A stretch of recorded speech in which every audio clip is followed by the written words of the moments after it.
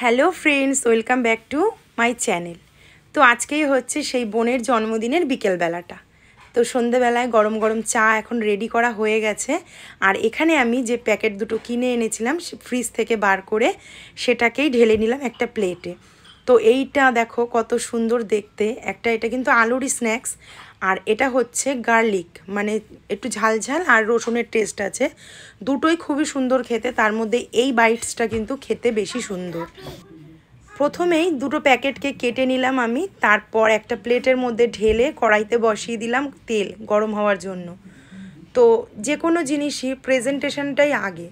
তো যত সুন্দর করে প্রেজেন্ট করা যায় ততই কিন্তু খাওয়ার থেকেও ভালো, দেখতে ভালো লাগা। তো প্যাকেট দুটো দেখে আমার এটাই মনে হলো, প্রেজেন্টেশনটা এতটাই সুন্দর আর খেতে তো খুবই সুন্দর।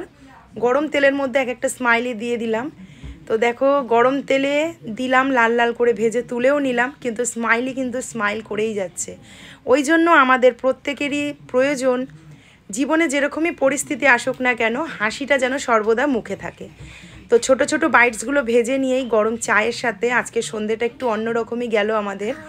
তো চারজন মিলে এক জায়গায় বসে গল্প করলাম, একটু একটু করে চা খেলাম, আবার একটু একটু করে নাগেটসগুলো খেলাম। এমনকি আমাদের বাড়ির ছোট্ট সদস্য বাবি, সেও কিন্তু এটার ভাগ পেয়েছে।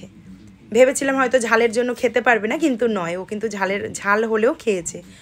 তো এই সমস্ত স্ন্যাক্স একটু সসে ডুবিয়ে খেতেই বেশি ভালো লাগে, সেই কারণে একটু সসও নিয়ে নিয়েছিলাম। বিশ্বাস করো খুবই ভালো লেগেছে।